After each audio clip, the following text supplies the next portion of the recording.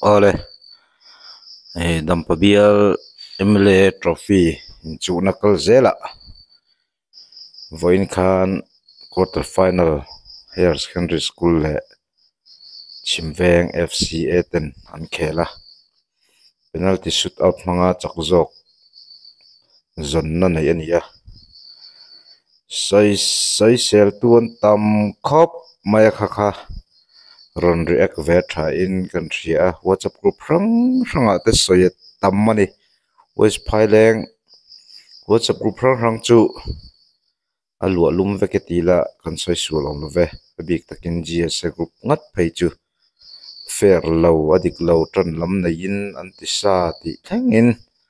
thu te tamawangin kan camera te fia tok low deuh ma se a ani na lang thei thawin kan thria tawangin ron react ve tha kan te chu ti rual chon tran lam nei wanga thil ron ti kan ni don lowa anti sual nge anti fu ya kha ron react kan tum ve ni a het yang a hian media te chak ve to a camera lo lek tok te kan tam to a nu le en non thai hian thil hi atam to khop mai chu wang chuan official lam te po kan film khur hi angai hle ni ti kha kan saidu ni se kan thai ang kan camera kan camera ina lak thei anga alan dan hi ron react ve kan han tum chin nge ole ama sign hei higher secondary school staff meeting thu chuak hi kan chair photange institution kan ni a football team club kan ni lo wangin kan nau teril ru na viau ma se nakin hun zelatan complain nei hi thaberin kan threlowa chuti rualin din thar GSA zirlai nu le pa tele amuna in khel en tu te thil dik tok lo om ti kan threveka poi kan ti tak zetani kan khel puite Chimveng FCA kan lom puya an kalzel na tura du sakna kan hlana chuti rualin organizing board lam te pon dik taka he tournament hi kalpui zel turin kan du tak zetani ti in HSS staff meeting thu chuak chu anon chhuwa ta hei an fakum khop mai Chimveng FC te achak zok te an lom pui thiama an kalzel na tura du sakna te an laron lana ti hian thu an laron chhuwa alom ong khop mai an zirti tu te an fakum khop mai ti kha kan sai du chu ti rual chuan hei adik lawa chu ti khati ti tam em awang khan hei angin kan ron review ve chin don ani ti kha kan sai du football hi ka khel ngai lutuk lawa ka khel ngai lo ti la dik jok nge lutuk lo ni lovin te lai chun kan ti ve zawa te rol suwa kan ti lo ngal ani maya chuan adan le dun te lo hriat tok lo te kalo na ya kalo actual ve deu ni pon min hriat thiam na kan ron ngen masa ni chuan ilo en don la penalty sei hlo tak nge chu ni ti hian hei Chimveng la mina han pet masa chuan gol khat na chu soi kai mi lovin ti khan hei om tan hei han anila Chimveng la mina Chimveng football club tena an pet nam saber hi in en don teng so keeper din na hi ti hian kan hmu thei anga hala hi asan pai ne lo kan la hi ka forward win le mai ni kalo win lu tuk pal thina min thatiam la chuan a pet don chi hian keeper hi ta khona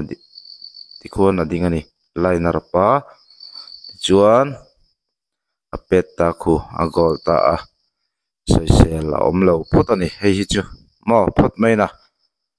chuan ti khan Chimveng in goal khat khung ta phot chuan en le tai la hei hei arlamin an han pet vele don ta hei arlam ina an han pet don hin keeper din na sa Chimveng keeper din na sa adik ngal khop maya helai chu soi sel tur a om lawa ti son so line a ading hal thlap ani chuan number 10 hian an pe tanga hei hayar lampang mo pe tur hi an la no pang hayar poi penalty shoot out te hi chuan la zam ve deuh ni na hriata hian hei a safe ha chu social tur om lo le bok ani ta ni keeper din na dika alo safe a khalai kha chuan social ala om lo le ta a ti chuanin tuna hian chimveng lamin a pet le don ta a han lo en le ta zel tai la ti chuan hei hi pakhat ve ve an pet to ta a chimvengin amisa ti chuan tuna hian khalai khan social na ala om lo ve le ta a ti khan chimveng wan hayar nil al ni ta ni a golden hmun hi ti chuan tuna hianin hayar lamin an pet ve le dona hayar lamin a miss ve le ta a kha social na tur ala om ta lo ta a hayar lama tanga pet tu tan pet tu khan a miss le ta goal zone a pet lo hrim ta ta khan sei tu lom lo ta tuna local mek jersey number 7 chimveng chimveng FC a atanga pet tu hi in hilna ti tam ber tu chu ni ta ni voi thumngot men han pet non tir maya hi so keeper so din so pet ma son en taila line so arab ning kri so hei in lo mem o lai te kha a safe ta ni mo khalai kha line fall ti in an han social han an zoom de tel camera hi that lo de ma se mi lo ti mula son so nei a pet mar heta din na khu en la ak te hnung line rapang khop maya ti chuan fall ti ni ta ni khulai khu mo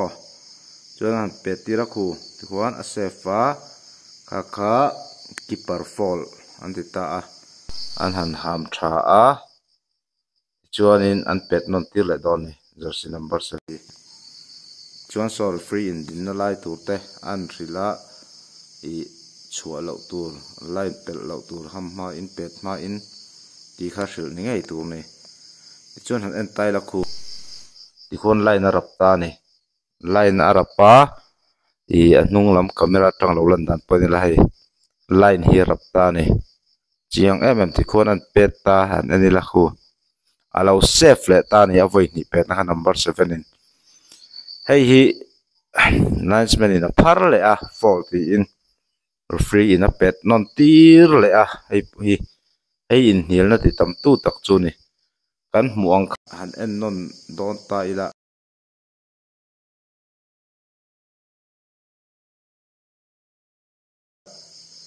keeper hian in hei line hi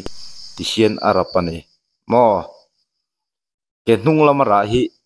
fall ani nge ka hlowa ke vai ke hmalam hian line hi pel hrim comment lama po football team na chuanin min lo sei sakta ula a tho me kan lo hriat nate alo chumbung de oni chuan hei en reng hian han en ula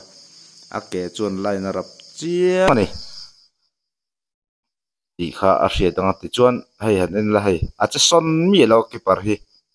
so ti khan lo safe ta ni kha fall an ron ti ta ni mo fall an tia an pet non tir le don ta chuan an pet non le nai voi thumot number 7 hian a pet thata ni tian din na tur ril le a nge ke mo ke ar tu ra lo tur ti nge ka selawa khulai te ar tu ra kha line kha ti khana voi thumna an han pet non tir le don ta hian hei kan hmong hian a voi thumna jersey number 7 hian pet le a goal ta ti khan goal an pom ta ni in hial na ti khan atam khop maya West Phaileng WhatsApp group tin chu alwa vek deuh tho ani bere games lampang group rim mau chu kha chu social ngai lo le phot ni te se social ngai lo kha chu goal an pom chu ni mai chuan hei lo en le taila ti khon khu gola an pom ni in ka sian pom lo nge ka sul palem ka selawa lo en don te ang helai hi camera hi a fia tok lo kan ti kha sei sul pal lo om khop ma khu asot ta asot na lai taki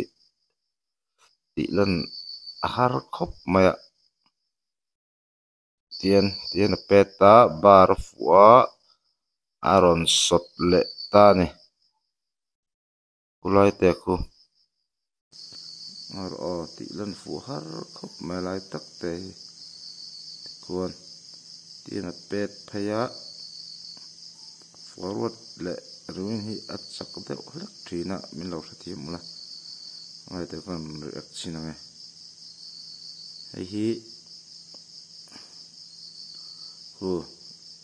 lai na chun asot ani achunga lut lo chuanin hi linesman chuan goal anga antia helai chu kawa hriat pui lem lova chulai te chu a hriat au min thil dan ania kai pun kalo sui sul pat thei ti kha hei ti kuan ti kha na kalani ti kha in hrianga ei camera tangalan dan chun goal lawa linesman in goal angin a chiar antia ma se an chiar nga chiar lo thu dik nge dik lo chu ka chu ya sabik lo le ti kha kanon sei du ani ti chuan hei her lamin an han pet lenga ku in hmunga chimveng ki par chu adin na ku ake khu a hnung alu thuk ang renga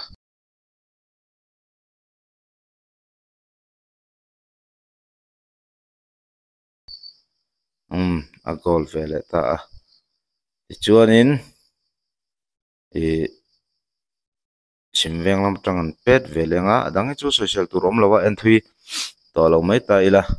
thui to lo mai la ti mai la tian en zo lo ila hian a goal ta ti khan chimveng FCA te chu chaka pom puan ni ta engpo ni se khalaya khan mihring kan nia lo ti fel tok lo te lo mu mai pal te pom ve thei ni hei a ma in kan video lo en to te chunin mu tho karinga hei ar ho po hi an chak dang kha JFC a te ne tum lai khan social lo om to ni ke ni channel ngai pon handball ti in kan lo comment mana referee na mulo pala ti khan hei ar ho chu an chak ta tu na hei penalty linesman lo mu fu tok lo ngai referee mu tok lo wangin chimveng lam chu chaka an chak le ta a penalty shoot out mangin ti chuanin engemaw hair lam vatran lo wang ni lovin hair te po a hma ni an khela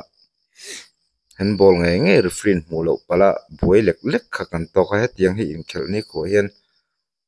buai na hi om ve ji ania official te po hetiang buai na te kan lo to lo nan te film khura fit taka oma tangkol zung te mit chak te ngai don khop mai ti kha anon sei du chak jok lo ni hrit kha chu comment lama no sul turin ka hangian chu ni